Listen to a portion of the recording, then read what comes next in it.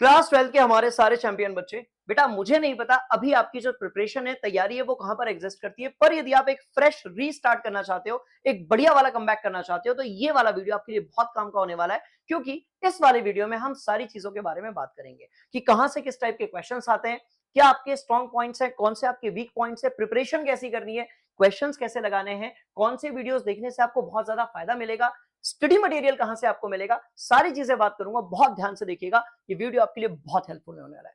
चलो भाई, सबसे पहले एक बार काम कर लेते हैं, हम अपना सिलेबस देख लेते हैं। राइट, हम सबसे पहले बच्चों अपना सिलेबस देखते हैं, क्योंकि इसी से आइडिया होता है कि कहां से कितने नंबर का पोर्शन पूछा जाएगा। तो बेटा ये हमारी बुक 1 है। बुक 1 में दो पोर्शन हमारे पास होते हैं। First part is physical, second one is inorganic. इसको टोटल यदि हम मिला दें तो ये आता है बच्चों 37 मार्क्स का। राइट, और बुक 2 की यदि हम बात करें बेटा, तो इसका जो टोटल आएगा ये आपका 33 मार्क्स का है। अब ये जो 37 मार्क्स का है, इसमें फिजिकल केमिस्ट्री है बच्चों 23 की, और इनऑर्गेनिक केमिस्ट्री जो है बेटा वो 14 की है। अब मेरी बात ध्यान से सुनो, ये जो 23 की फिजिकल केमिस्ट्री है, इसमें मैक्सिमम बच्चों को ये लगता है कि भाई पूरे के पूरे न्यूमेरिकल ही आएंगे। तो a lot of students are there, क्या करते हो सर, फिजिकल केमिस्ट्री तो धमाधम न्यूमेरिकल्स तुम लोग लगाते हो। पर ध्यान से सुनो, ये जो 23 नंबर है, ये किस तरीके से डिजाइन होते हैं, ये पता होना आपको बहुत जरूरी है। तो मेरी बात ध्यान से सुनो बेटा, इसमें जो न्यूमेरिकल वाला पोर्शन है, इसमें जो न्यूमेरिकल वाला पार्ट है बेटा, वो कभी भी 10 नंबर से ज्यादा का नहीं आएगा। 10 से 11 से ज्यादा के न्यूमेरिकल कभी नहीं पूछे जाते हैं। 3 या 4 से ज्यादा न्यूमेरिकल तो कभी आते ही नहीं है बच्चों। क्लियर हो गई बात। अब बचे हुए जो 13 नंबर है ना, पता है वो कहां से आते हैं? उसमें बेटा conceptual questions are there. Conceptual questions are there, जिसको हम थ्योरी कहते हैं, वो आते हैं बेटा 10 से आपके 11 नंबर के। और आपके जो बचे हुए 2 या 3 नंबर के हैं, आप हमेशा देखना वो आपके बेटा ग्राफ्स पे से पूछे जाते हैं। तो यदि आप सिर्फ न्यूमेरिकल लगा रहे हो, राइट, तो साथ साथ में आपको कंसेप्चुअल की तैयारी करनी है। और फिजिकल के कंसेप्चुअल बहुत डरावने थोड़ी होते हैं। राइट, जितनी इंफॉर्मेशन एनसीईआरटी में लिखी है, आपके नोट्स में लिखी है, वहीं से मैक्सिमम क्वेश्चन बनेंगे, टेंशन वाली बात ही नहीं है। तो ये अपना फिजिकल का बाइफिकेशन था। इस तरीके से फिजिकल केमिस्ट्री के क्वेश्चन पेपर को डिजाइन किया जाता है। इनऑर्गेनिक की यदि मैं बात करूं बच्चे, तो इनऑर्गेनिक केमिस्ट्री में आईयूपीएसी एक छोटा सा पार्ट है, कोऑर्डिनेशन कंपाउंड में 1 से 2 नंबर के क्वेश्चंस यहां से आएंगे। इसके बाद बेटा रिएक्शन पोर्शन है अपने पास, डीएनए ब्लॉक एलिमेंट से 3 से 4 नंबर के क्वेश्चन यहां से आएंगे। और इसके बाद सारे जो हैं वो कंसेप्चुअल फॉर्मूला बेस्ड क्वेश्चन आएंगे। सारे के सारे आपके कंसेप्चुअल क्वेश्चंस आएंगे, प्लस थ्योरी वाले क्वेश्चंस आएंगे। बात समझ में आ गई? जितना भी रिमेनिंग पोर्शन है, रिमेनिंग पोर्शन आपका यहां से आएगा। ठीक है सर, कोई दिक्कत नहीं है, ये तो पता चल गया। अब बच्चों ये सवाल पैदा होता है कि जो ऑर्गेनिक केमिस्ट्री उसमें है क्या? भाई बहुत सारे बच्चों को लगता है कि सिर्फ रिएक्शन है, बहुत सारे बच्चों को लगता है कि sir only naming and structure and isomers are there. तो ये जो 33 नंबर की ऑर्गेनिक केमिस्ट्री है, इसको हम कैसे डिवाइड करेंगे? तो भैया एक काम करो, सबसे पहले तो ये 33 में से आप 7 नंबर को उड़ा दो। क्यों उड़ा दो? क्योंकि ये जो 7 नंबर है, ये है अपना बायोमॉलिक्यूल का।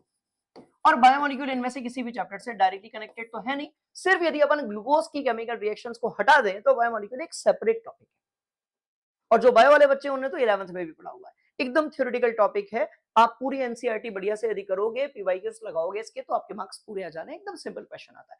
अब बचे बच्चों 26 नंबर। ये जो 26 मार्क्स का पार्ट है, राइट, ऑर्गेनिक केमिस्ट्री का, देखो इसमें आता क्या क्या है। ठीक है, इसमें 2 पार्ट्स में हमने इसको डिवाइड किया हुआ है। पहला जो पार्ट है बेटा, दैट इज व्हाट, 3 पार्ट में in fact, IUPAC. Second part is what, physical properties, right, and third part is chemical properties. और रिएक्शंस अपन इसको कह सकते हैं, रिएक्शंस हम इसको कह सकते हैं। ठीक है, तो यहां पर फिजिकल प्रॉपर्टी हो गई और ये रिएक्शन पार्ट हो गया। अब आईयूपीएसी ना बच्चों कभी भी 1 या 2 नंबर से ज्यादा का नहीं आएगा। तो यदि आप आईयूपीएसी में बहुत सारा दिमाग लगा रहे हो, बहुत कॉम्प्लिकेटेड क्वेश्चंस कर रहे हो, तो उतने मत करो। जितने एनसीईआरटी में गिवन है भाई उतने कर लो। आज तक उससे बाहर का कभी नहीं पूछा गया है। क्लियर हो गई बात? आते हैं बच्चों फिजिकल प्रॉपर्टीज की तरफ। सर कौन सी प्रॉपर्टीज है? भाई 2 ही प्रॉपर्टीज है। एक है बॉइलिंग पॉइंट, राइट, उसके बाद है दूसरी सॉल्युबिलिटी। ठीक है, और बच्चों देखो एसिडिटी एंड बेसिसिटी वैसे तो रिएक्शन का पार्ट है, बट मैं इसी में रख दे रहा हूं क्योंकि इनसे इंक्रीजिंग डिक्रीजिंग वाले क्वेश्चन आते हैं। ठीक है सर, बढ़िया वाली बात। एसिडिटी या बेसिसिटी वाले क्वेश्चन भी यहां से आते हैं। इनमें किसी रिएक्शन को याद करने की रिक्वायरमेंट ही नहीं है। किसी भी रिएक्शन को बच्चे इनमें याद करने की कोई भी रिक्वायरमेंट नहीं है। और ये आता है बेटा अपना 7 to 9 मार्क्स का। और रिएक्शन पोर्शन जो है वो आपका रिमेनिंग। ठीक है, तो आप देख लो कि यहां पर कौन सी चीजें आपकी स्ट्रांग है, कौन सी वीक है, कहां आपको काम करने की जरूरत है, ये पूरा क्वेश्चन पेपर का मैंने बता दिया। अब सवाल पैदा होता है कि सर पढ़ाई कैसे करें, वो बताइए, क्योंकि वहां पर भी हम अटक जाते हैं। तो देखो भाई, इसके लिए मैंने क्या किया है, देखो फिजिकल और इनऑर्गेनिक का बड़ा सिंपल सा कंसेप्ट है। माइंड मैप बनाइए, फॉर्मूला शीट बनाइए और भिड़ जाइए। माइंड मैप बनाइए, फॉर्मूला शीट बनाइए, और जब भी आप कोई भी लेक्चर देख रहे हो, चाहे ऑफलाइन हो चाहे ऑनलाइन हो, वन शॉट आप देख रहे हो, कुछ भी देख रहे हो, आप तुरंत अपने शॉर्ट नोट्स बनाते रहा करो। आप में से काफी बच्चे ऐसे होते हैं, भैया वीडियो तो देख लिया, ठीक है, और आगे बढ़ गए। नहीं बेटा, आपको ना खुद के अपने वन लाइनर, पॉइंटर्स, अपने कंसेप्ट्स डिजाइन करने पड़ेंगे, बिना उसके काम नहीं चलेगा। ठीक है, बात कर लेते हैं थोड़ी सी ऑर्गेनिक की, क्योंकि इसमें थोड़ी दिक्कत वाली बात तो है। सर देखो, इजी पार्ट में क्या क्या है बेटा, वो बताता हूं। पहला पार्ट है कंसेप्चुअल क्वेश्चंस। हालांकि दिमाग इनमें भी लगाना पड़ता है, बट इन क्वेश्चंस की सबसे अच्छी बात यह है कि दीज आर लिमिटेड वन। ध्यान से देखना, आपके एनसीईआरटी बुक में आपको हर चैप्टर में ना हाउ दिस हैपन वाले क्वेश्चंस मिल जाएंगे। We call it theoretical question और द कंसेप्चुअल क्वेश्चन। जितने भी चैप्टर्स हैं, फॉर एग्जांपल हेलो एल्केन की यदि अपन बात करें, तो लिखा रहता है ना कि भाई हेलो अरीन आपके जो होते हैं वो इजीली न्यूक्लियोफिलिक सब्स्टिट्यूशन रिएक्शन क्यों नहीं देते हैं, क्यों नहीं देते हैं? रेजोनेंस होता है, प्लस आर इफेक्ट होता है, पार्शियल डबल बॉन्ड मिल जाता है। ऐसे वाले क्वेश्चन आपको हर चैप्टर में मिलेंगे। We call it conceptual questions. Easy portion है क्योंकि लिमिटेड है। अभी से यदि पढ़ना स्टार्ट करोगे, सारे सवाल याद हो जाएंगे, टेंशन वाली बात ही नहीं है, because these questions are limited. क्या बात समझ में आ रही है? सेकेंड पार्ट जो है बच्चों, which is very easy, that is distinguish test. Which is what? Distinguish test. बेटा डिस्टिंग्विश टेस्ट के सेपरेट वीडियो मैंने बनाए हुए हैं, राइट? आप वो देख लीजिएगा। सारे डिस्टिंग्विश टेस्ट चैप्टर वाइज भी और टॉपिक वाइज भी उसमें कवर्ड है, कोई दिक्कत वाली बात ही नहीं है सर। ठीक है, third part which is the most important, boiling point, basicity and reactivity. ध्यान से देखना बेटा, boiling point, basicity and reactivity, ये तीन ऐसे पोर्शन है बच्चों जिसके इंक्रीजिंग और डिक्रीजिंग ऑर्डर आता है, जिसका इंक्रीजिंग ऑर्डर आता है और डिक्रीजिंग ऑर्डर पूछा जाता है। क्लियर हो गई बात? And the fourth part is आईयूपीएससी naming. आईयूपीएससी naming, ये चार ऐसे पोर्शन है जिसको आप यदि बढ़िया से करके जाते हो, राइट, तो इजी पोर्शन आपका जो ऑर्गेनिक में आएगा। देखो 23 यहां पर अपन ने देखा था ना, इस 26 हमने देखा था ना बेटा, ये 10 मार्क्स का आता है। यहां से आपके 10 मार्क्स पक्के हो जाएंगे, यहां से आपके 10 मार्क्स पक्के हो जाएंगे। और इंटरेस्टिंग बात है बेटा कि इसमें केमिकल रिएक्शन भी नहीं है, इसमें केमिकल रिएक्शन नहीं है। तो भाई एक चीज दिमाग के अंदर फिट कर लो, फिजिकल केमिस्ट्री में पूरा न्यूमेरिकल पोर्शन नहीं है। On the same way organic chemistry में भी पूरा का पूरा रिएक्शन वाला पार्ट नहीं है। अब रिएक्शन वाला 16 नंबर का बचा है, although that is very important, उसके बारे में बात कर लेते हैं। तो बेटा इसमें जो आपकी रिएक्शंस आती है वो कुछ इस तरीके से आती है। आपको सारे नेम्ड रिएक्शंस पता होनी चाहिए। रिएक्शन को इनिशिएट करने के लिए आपको कॉमन नेम्स पता होने चाहिए, ठीक है? आपको मैकेनिज्म वाला पोर्शन पता होना चाहिए, आपको मैकेनिज्म वाला पार्ट पता होना चाहिए, राइट? साथ साथ में बच्चों आपको जितने भी राइट कन्वर्जन है वो पता होने चाहिए, और कन्वर्जन के साथ साथ आपको ग्रिग्नार्ड रिएजेंट, ध्यान से देखना, ग्रिग्नार्ड रिएजेंट की रिएक्शंस का पता होना चाहिए। ग्रिग्नार्ड रिएजेंट प्लस एक मिनट रिएजेंट प्लस बच्चों आपको डायजोनियम सॉल्ट की रिएक्शन पता होनी चाहिए। यदि आपका इतना क्लियर है तो आपके ऑर्गेनिक केमिस्ट्री के रिएक्शन वाले पोर्शन तो आसानी से हो जाएंगे। अब सवाल पैदा होता है कि सर इन सारी चीजों को पढ़ें कैसे? क्या हमें चैप्टर वाइज पढ़ना चाहिए या फिर हमें एक साथ सबको पढ़ना चाहिए? भाई एक साथ तो भयंकर, वो तो ब्लंडर ही हो जाएगा। एक साथ पढ़ना इज लाइक, वो तो तुम मतलब ये सोचो कि अपने पैर पे कुल्हाड़ी मार लोगे, होल्ड ही नहीं हो पाएगा इतना सारा। चैप्टर वाइज पढ़ो, बट हर चैप्टर में ना एक पैटर्न कॉमन है।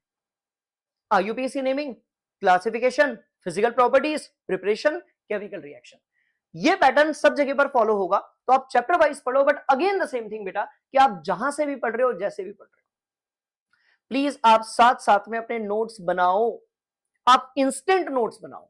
मैं फिर आपसे कहूंगा, काफी बच्चे वीडियो देख रहे हैं, आगे बढ़ जा रहे हैं, सर वीडियो में तो समझ में आ रहा है। अरे भाई एक बात बताओ, कोई मनुष्य यहां पर सामने आपको सारे कंसेप्ट बढ़िया से समझा रहे हैं, समझ में आएगा ही आएगा?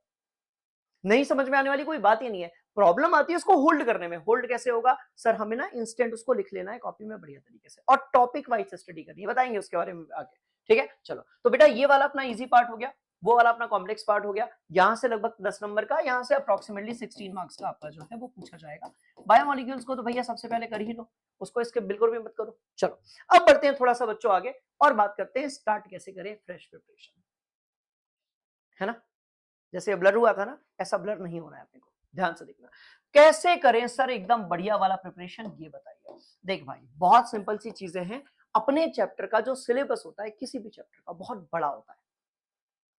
अब सिलेबस यदि बहुत ज्यादा होता है तो अब यदि पूरा चैप्टर पहले खत्म करोगे और वापस से फिर आप क्वेश्चंस लगाना स्टार्ट करोगे ना, कई बार ऐसा होगा कि लास्ट टॉपिक आते आते पुराना वाला क्या था भूल जाओगे। तो अब कैसे करें सर, आपको बच्चे टॉपिक वाइज पढ़ना चाहिए। आप टॉपिक पढ़िए, मतलब एक रूल बना लो। अरे सिंपल है यार, एक टॉपिक पढ़ो उसके 10 सवाल लगा लो। आपने कॉलिगेटिव प्रॉपर्टी उठाई, 10 सवाल लगा लिए। आपने जो है केमिकल रिएक्शंस ऑफ हेलोएल्केन उठाई, 10 सवाल लगा लिए। आपने वीबीटी उठाई, 10 सवाल लगा लिए। आपने अमाइंस की केमिकल रिएक्शंस देखी, 10 सवाल लगा लिए। इंस्टेंट कुछ नहीं करना है, आप टॉपिक वाइज पढ़ें, स्टडी करें, ठीक है। इसके बाद आप सेल्फ नोट्स बनाएं, ये बनाने पड़ेंगे क्योंकि इसी से आपके ब्रेन में वो चीजें फिट रहेगी। एंड इंस्टेंट 10 क्वेश्चंस लगाएं। और कौन से 10 क्वेश्चन लगाने, तो अब आपके पास 2 ऑप्शन है, नहीं आपके पास एक ही ऑप्शन है, मत पढ़ो आप चक्कर में। 10 पीवाईक्यूज लगाएं। क्यों पीवाईक्यूज लगाएं सर, आइडिया होता है ना क्या थॉट प्रोसेस है कॉपी क्वेश्चन पेपर बनाने वाले की।